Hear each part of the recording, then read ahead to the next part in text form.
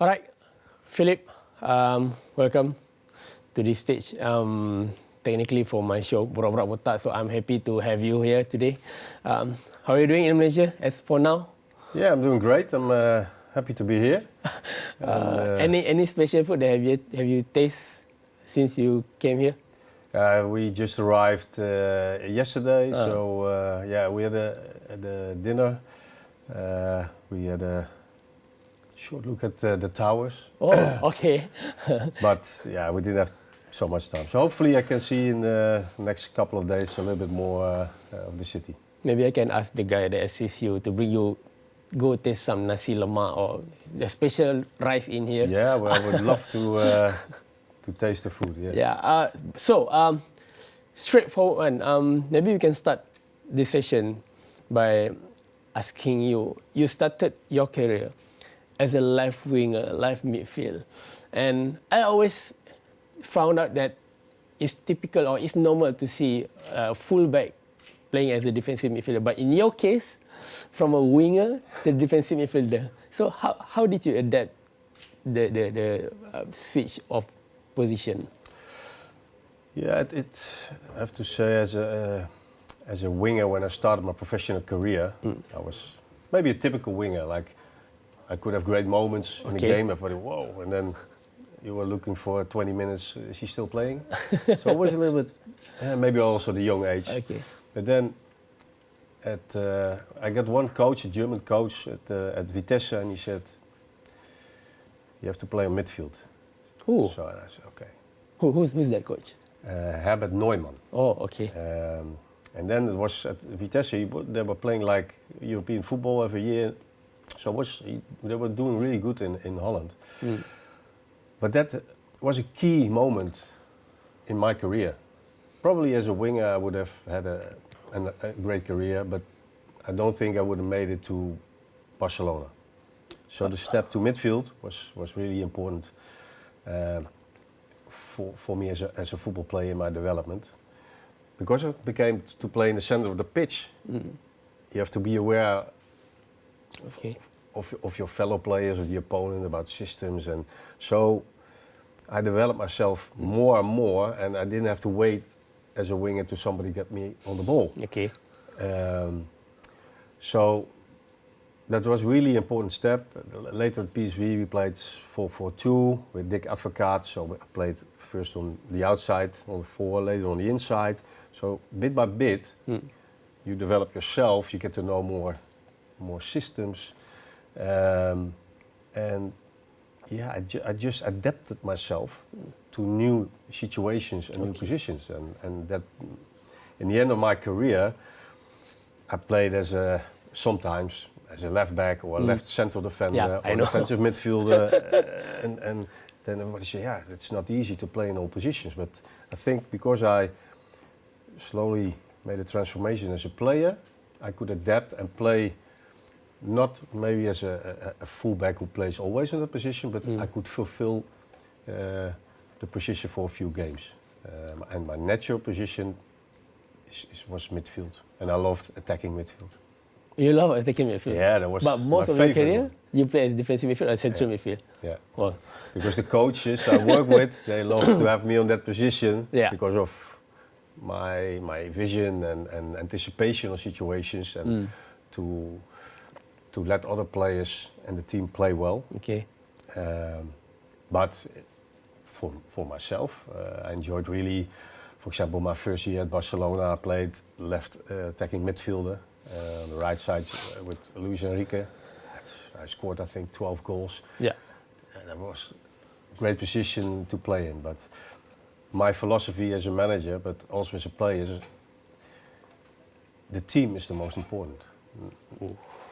Not myself, as we have to perform as a team the maximum. So if the coach needs me on a different position, I will absolutely try to do my best for the team, even if it's not my preferred position.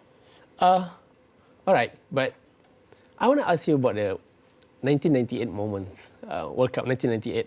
Okay, David Beckham got some threats around from the England football fans after his red card against Argentina. And in your case, after you missed the penalty in semi-finals, did you got any experience similar to him?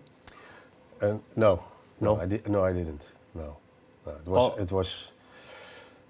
It's such a tough moment for an athlete. That moment on that stage to miss a penalty. Nobody within the team blamed me. I didn't get any threats of fans. But just for yourself to deal with it, that's really tough hard. because you work so hard to get there for yourself, but also for your country. And then if you fail on that moment, you have to deal with it yourself to try to forget or to accept that it happened. But it's one of the toughest moments I had to face as a professional player.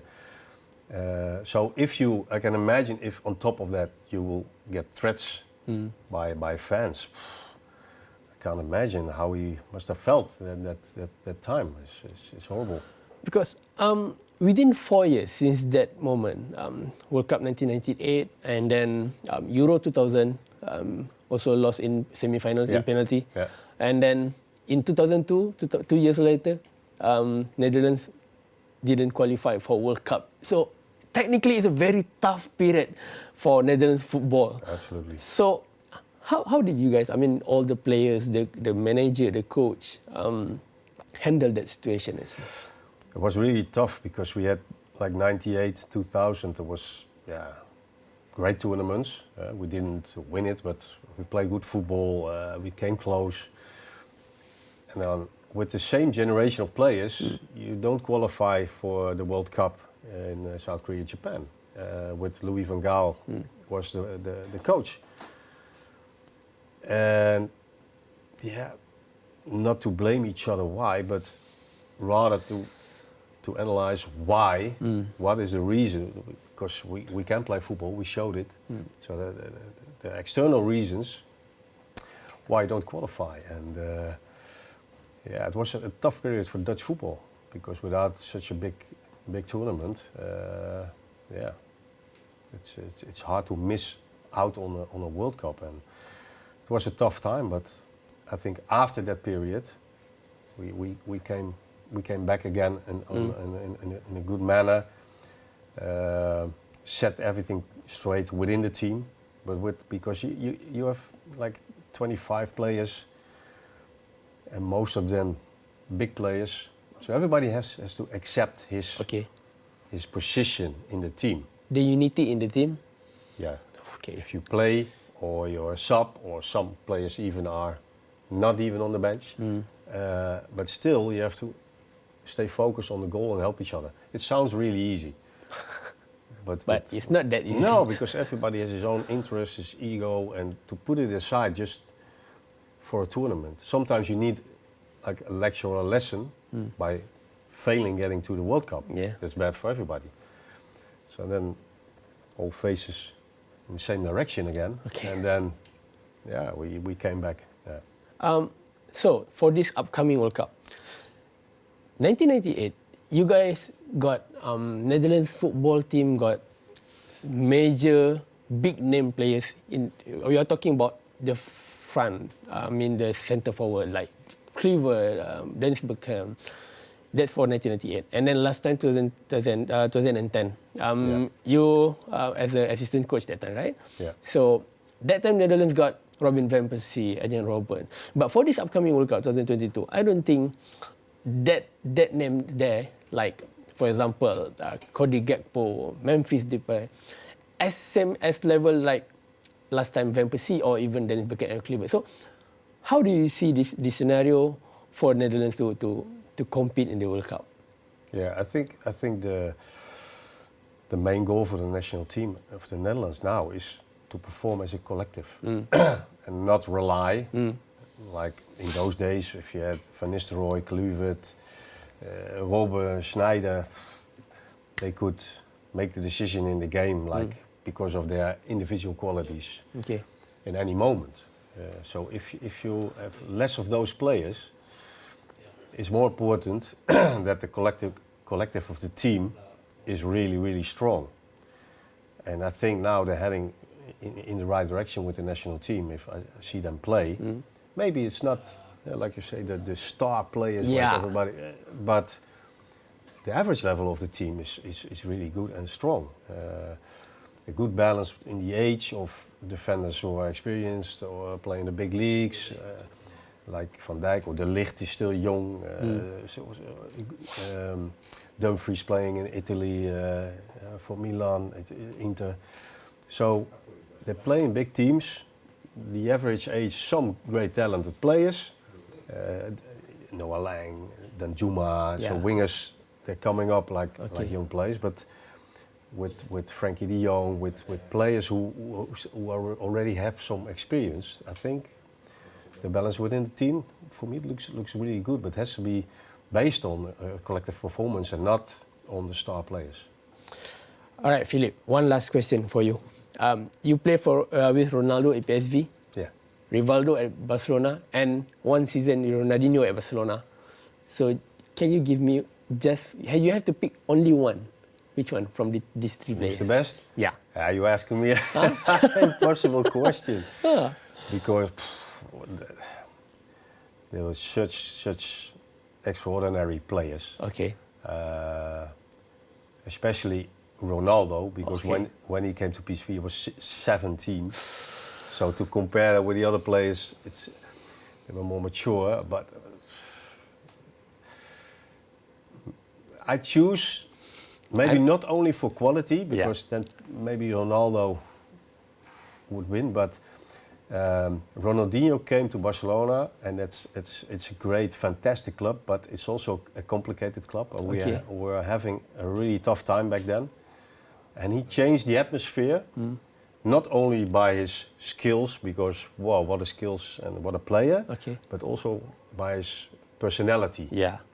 He came in every day smiling on training and in the games, and he had like fun playing football again. So it's like you get a wake-up call as football player. We're playing here for FC Barcelona. 100,000 people every game. Let's enjoy it and don't think about the negative stuff. And so performances rise and great personality and absolutely one of the absolutely top players in the world. So you pick Ronaldinho? I pick him.